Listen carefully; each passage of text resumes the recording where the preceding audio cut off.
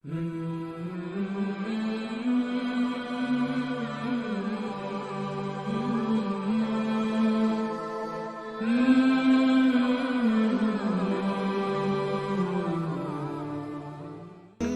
کے لیے مفتی صاحبان کہتے ہیں کہ اوپر کھڑا ہونا چاہیے، خود کرے یا اوپر کھڑا. میں نہیں کھڑا ہو سکتا. جانور جب تڑپتا ہے تو مجھے کچھ ہونے لگتا تو میں بچوں کو بھیجتا ہوں جاؤ قربانی پہ کھڑے ہو. میں تو مرغی ذبح ہو رہی ہوں نا تو اس کو تڑپتے نہیں دیکھ سکتا. جیسے ابراہیم علیہ السلام کا تصور کر کے میری چیخیں نکل کہ انہوں نے جب ان کی کمر پہ گوڈا رکھا ہوگا یوں کر کے، ہاتھ باندھے پاؤں باندھے اور سر کے بال یوں اٹھا کے یہاں لائے ہوں گے سر کو، اور چھری یہاں رکھی ہوگی، کیا کیفیت ہو. تو یوں آسمان کو دیکھ کر کہ یا اللہ کیا تم مجھ سے ناراض ہو گیا کہ میرے دل میں اسماعیل زیادہ اتر گیا ہے؟ یا اللہ ایسا کبھی نہیں ہے. یا اللہ یہ میرا کوئی امتحان تو لے رہا ہے. یا اللہ تیرے اوپر سب کچھ قربان ہے. اور یوں چلائی اور اللہ تعالیٰ نے چھری کی کیا حیثیت ہے، اس نے چلنے سے انکار کر دیا. پھر چلائے.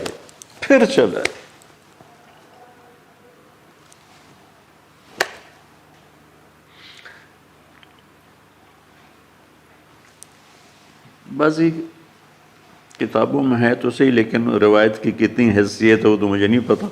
لیکن چونکہ یہ ایک تاریخی چیز ہے کہی جا سکتی ہے. کہتے ہیں پھر گئے اور چھری کو تیز کیا پتھر پر، تیز کر کے جب وائن اور بال پکڑے. آسمان کے فرشتے 2 دفعہ روئے ہیں انسانی تاریخ میں. آسمان کے فرشتے 2 دفعہ روئے ہیں انسانی تاریخ میں. ایک جب ابراہیم علیہ السلام نے ان کی کمر پہ اپنا گھٹنا رکھا کہ سر کے بال پکڑ اور چھری پکڑ کے یہ کہا یا اللہ تم مجھ سے ناراض ہو گئی، تو آسمان کے فرشتوں کی چیخیں نکل گئی. اور ایک جب اللہ کے نبی کو طائف میں پتھر پڑے کہ اللہ من یشکو الیک ضعف قوتی، تو آسمان کے فرشتوں کی چیخیں نکل گئی. جب ہمارے نبی کو طائف والوں نے مارا اس پر، یہ 2 دفعہ آسمان کے سب فرشتے روئے. تو پھر اللہ نے کہا بس نادیناہ ان یا ابراہیم قد صدقت الرؤیا انا کذلک نجزی المحسنین. ابراہیم تو پاس ہو گیا ہے. چھری چل گئی اور آنکھوں پر تو پٹی تھی، چھری چل گئی. پٹی کھولی تو سامنے کبش تھا، دمبا اور اسماعیل اور جبریل کھڑے ہوئے تھے. اس جانور کی قربانی ایک علامت ہے. اس قربانی سے ایک پیغام ہے کہ اپنے غلط جذبات کو اللہ پر قربان کر دو.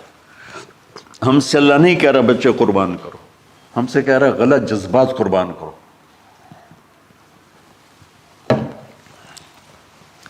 ہم سے اللہ کہہ رہا ہے اپنے جذبات کو دبا دو جو تمہیں اللہ اس کے رسول سے دور کرتے ہیں، ان پر چھری چلاؤ. جو اللہ اس کا محبوب کہتا ہے ان کو کرنے کے لیے بھی اپنے جذبات پہ چھری چلاؤ. سچ بولنے کے لیے چھری چلانی ہے تو چلاؤ اپنے جذبوں پر. اب اس کو پھیلا دو.